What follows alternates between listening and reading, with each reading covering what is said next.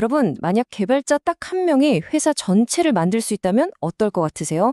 좀 공상과학 같은 얘기죠. 근데요, 구글이 엔티그래비티라는 새로운 플랫폼으로 바로 그 미래를 만들겠다고 나섰습니다. 오늘 이 엄청난 기술에 대해 한번 제대로 펼쳐보겠습니다. 자, 이 문장 좀 보세요. 우리는 단 한 명의 개발자가 전체 회사를 만들기를 바랍니다. 와, 이 한 문장이 구글이 엔티그래비티로 뭘 하려는 건지 그 야망을 아주 명확하게 보여주죠. 이건 그냥 코딩 좀 편하게 해주는 그런 도구가 아니라는 거예요. 아예 창작의 판 자체를 뒤집어 엎으려는 정말 거대한 비전인 겁니다. 그래서 오늘 저희가 살펴볼 내용은 이렇습니다. 먼저 구글 엔티그래비티가 도대체 뭔지 소개해드리고요. 그 다음에 자동 완성 기능에서부터 지금의 AI 에이전트까지 얼마나 빠르게 발전했는지 짚어볼 겁니다. 그리고 개발자의 진짜 업무가 뭔지, 엔티그래비티가 그걸 어떻게 바꾸는지, 그래서 결국 우리가 무언가를 만들어내는 방식, 그 미래가 어떻게 될지 차근차근 이야기해보겠습니다. 자, 그럼 첫 번째 순서입니다. 도대체 구글 엔티그래비티가 뭘까요?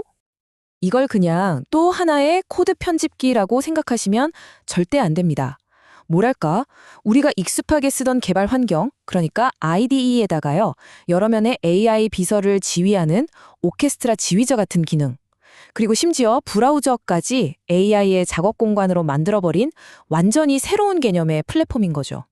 말 그대로 AI 개발의 새로운 장을 여는 그런 도구라고 보시면 됩니다. 아니, 근데 엔티그래비티가 왜 그렇게 대단한 걸까요? 그 이유를 제대로 이해하려면요, 코딩, AI가 그동안 얼마나 미친 속도로 발전해 왔는지 한번 되돌아볼 필요가 있습니다. 와, 이 타임라인 한번 보세요. 진짜 놀랍지 않나요? 불과 몇 년 전, 2021년만 해도 GitHub 코파일럿 같은 단순 코드 자동 완성이 와, 대박이다 이랬거든요.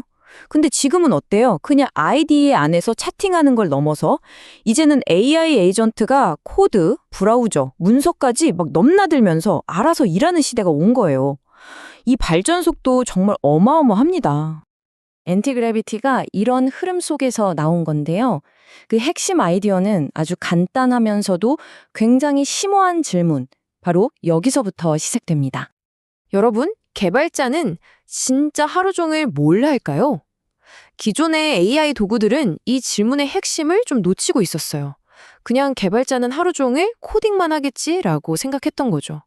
근데 정말 그럴까요? 바로 이 차트가 그 답을 아주 명확하게 보여줍니다. 보세요. 실제 코드를 작성하는 시간은요, 개발자 전체 업무의 고작 20%밖에 안 돼요. 그럼 나머지 80%는 설계하고, 테스트하고, 버그 잡고, 코드 리뷰하고, 자료 찾아보고 이런 일에 시간을 다 쓴다는 거죠. 그러니까 결국 코드 작성만 빨리하게 도와주는 건 전체 문제의 20%만 건드리는 셈이었던 겁니다. 이 나무배기 비유가 진짜 핵심을 딱 짚어내는데요. 개발이라는 전체 과정이 있는데 그중에서 코드 작성이라는 일부만 계속 최적화해봤자 결국 전체 개발 속도를 높이는 데는 한계가 올 수밖에 없다는 거죠. 자, 그럼 엔티그래비티는 어떻게 그 20%의 영역을 넘어서 개발자의 나머지 80% 업무까지 통째로 혁신하겠다는 걸까요? 그 비밀은 바로 이 플랫폼을 바치고 있는 세 개의 핵심 기둥에 있습니다. 그 세 가지가 뭐냐면요. 바로 다중 에이전트 오케스트레이션, 브라우저라는 새로운 작업 공간, 그리고 아티팩트라고 불리는 새로운 협업 단위입니다. 자, 하나씩 한번 뜯어보죠. 여기서 제일 중요한 개념이 바로 아티팩트입니다. 이게 뭐냐면요. 그냥 코드가 아니에요. AI 에이전트가 만들어내는 모든 종류의 결과물, 예를 들면 구현 계획서나 디자인 시안, 테스트 결과 보고서 같은 것들을 전부 아티팩트라고 부르는 겁니다.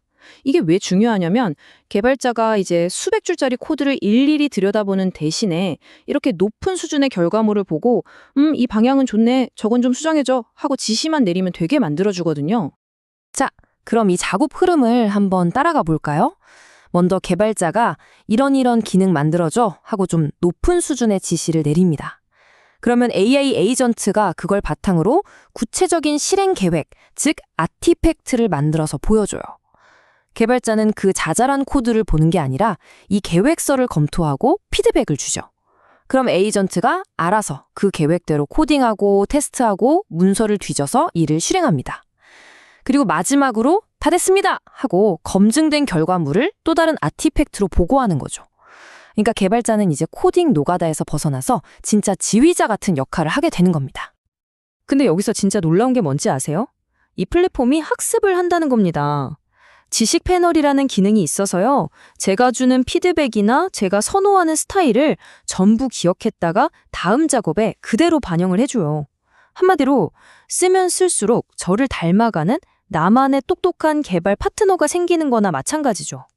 자, 이렇게 AI 에이전트를 지휘하고 아티팩트라는 결과물로 소통하는 새로운 방식. 그럼 이게 과연 소프트웨어 개발의 미래를 어떻게 바꿔놓을까요? 한번 크게 그림을 그려보죠. 이 비교표를 보면 그 변화가 한눈에 들어옵니다.